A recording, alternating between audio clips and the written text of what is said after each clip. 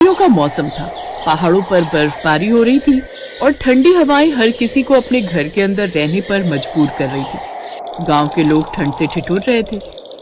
चाचा, इस बार तो ठंड के मौसम में मजा ही आ गया। भगवान ने ऐसी बर्फबारी की है कि इंडिया को स्विट्जरलैंड बना दिया। बात तो बिल्कुल सही कह रहे हो, लेकिन हम बुजुर्गों का भी तो ख्याल रखो भाई। हम लोग दिन रात ठंड की वजह से जो है ठिठुरते रहते हैं। तो आओ सब लोग मकरंद काका की दुकान पर आग जलाकर बैठते हैं और वहीं गप्पे मारते हैं। आपको भी ठंडी नहीं लगेगी और हम लोग सर्दी का मजा भी ले लेंगे। हाँ हाँ, ये सही रहेगा। चलो चलो। वो सभी लोग मकरंद काका की दुकान पर आग जलाकर तापने लगे। उसी गांव के एक प्रतिष्ठित और बड़े घराने में एक नई बहू का स्वागत किया गया। चाचा, ठाकुर साहब का परिवार कितना बड़ा है। ऐसा लगता ही नहीं कि सिर्फ इनका एक परिवार रहता है इस गांव में। ऐसा लगता है जैसे ये गांव दो भागों में बटा हुआ है। एक हिस्से में हम लोग रहते हैं और दूसरे हिस्से में इनका पूरा परिवार। अरे कम से कम ठाकुर साहब की वजह से हमें दावत तो खाने को मिलती है भाई। इतना बड़ा परिवार है। कभी किसी का जन्मदिन होता है तो कभी किसी की शादी की सालगिरह होती है। ये परिवार गांव के सबसे अमीर और प्रभावशाली परिवारों में से एक था। इस घर के मालिक ठाकुर रणवीर सिंह गांव के प्रधान थे। हवेली के बाहर हमको तो ये समझ में नहीं आता, जो इनके घर नई बहू आई है वो इतने सारे लोगों के साथ कैसे रह पाएगी। उसकी तो आदत ही नहीं होगी। चाचा, तुमको हर बात पे दिक्कत ही हुआ करती है। अरे बहू की समस्या है, वो खुद निपटा लेगी। उनका इतना बड़ा परिवार है, तुम काहे को परेशान हो रहे हो। राधा जो शहर से आई थी, उसे इस विशाल परिवार का हिस्सा बनना था, लेकिन ये आसान नहीं था। उसकी 50 नंदे थीं, जिनमें से हर एक का अलग अलग स्वभाव और अनोखी आदतें थीं।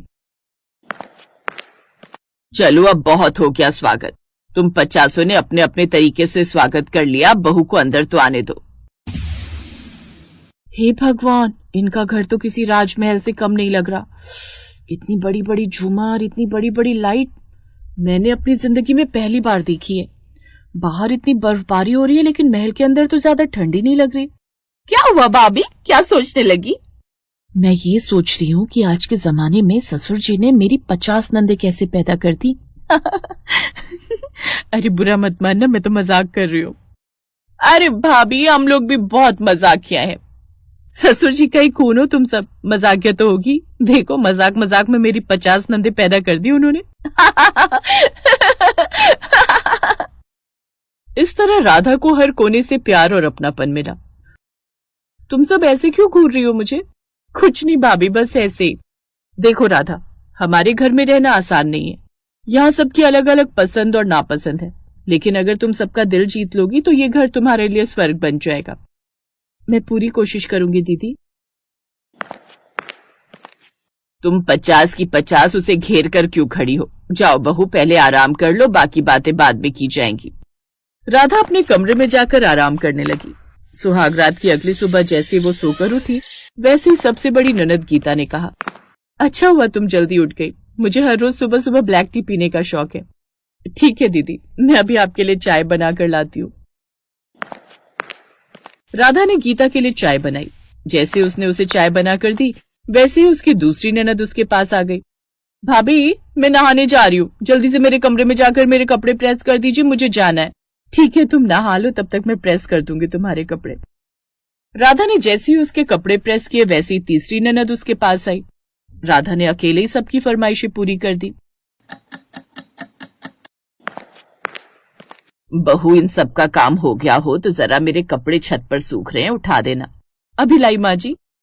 तो इस तरह कोई ननद उससे सुबह जल्दी उठकर चाय बनाने की फरमाइश करती, कोई उससे अपने कपड़े प्रेस करवाती, कोई उससे अपने पसंदीदा खाने की फरमाइश कर देती, और तो और कुछ नंदे जानबूझकर उसे परेशान करने के लिए अजीब अजीब सवाल पूछती।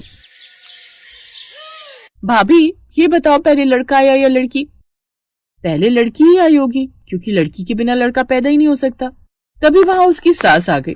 आधी रात हो गई, उसे सोने नहीं दोगी क्या तुम सब? जाओ बहू, तुम सो जाओ, सुबह जल्दी उठना है तुम्हें। तो इस तरह सब उसे परेशान किया करती थी, लेकिन राधा ने हार नहीं मानी और धीरे धीरे नंदों का दिल जीतना शुरू कर दिया। एक दिन मौसम विभाग ने चेतावनी जारी की कि इस बार तूफान बेहद खतरनाक होगा। गांव वालों को सलाह दी गई कि वे घर से बाहर न निकलें। देखिए, ठंड और शीतलहर बहुत बढ़ गई है। सारे स्कूल भी बंद हैं आप लोग घर से बाहर मत निकलना, भयानक तूफान आने की आशंका है गांव वालों।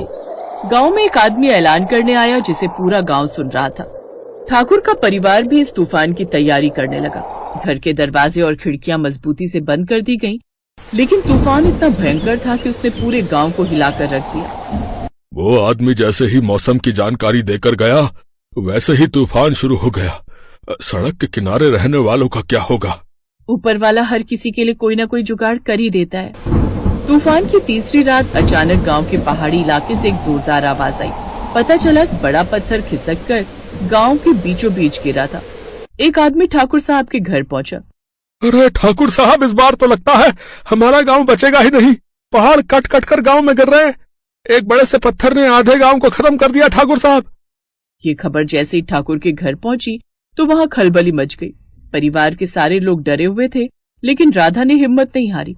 उसने अपनी नंदों को इकट्ठा किया और कहा, हमें कुछ करना होगा। ये गांव हमारा परिवार है और हमें इसे बचाना होगा। हम 51 लोग मिलकर बहुत कुछ कर सकते हैं। लेकिन हम क्या कर सकते हैं राधा? बताती हूँ। राधा ने अपनी नंदों को जिम्मेदारियां बांट दी। राधा और उसकी 50 नंदों ने मिलकर ऐसा काम किया जिसकी कोई उम्मीद नहीं कर सकता था। उन्होंने सभी को जिंदा मलबे के अंदर से बाहर निकाल लिया। उन्होंने न केवल गांव वालों की जान बचाई, बल्कि उन्हें ये भी सिखाया कि मिलजुल कर किसी भी मुश्किल का सामना किया जा सकता है। बेटिया, तुम लोगों ने तो आज वो कर दिखाया जो बड़े से बड़ा नेता भी नहीं कर सकता। जब तूफान खत्म हुआ तो गांव के हर आदमी ने ठाकुर के परिवार को धन्यवाद दिया।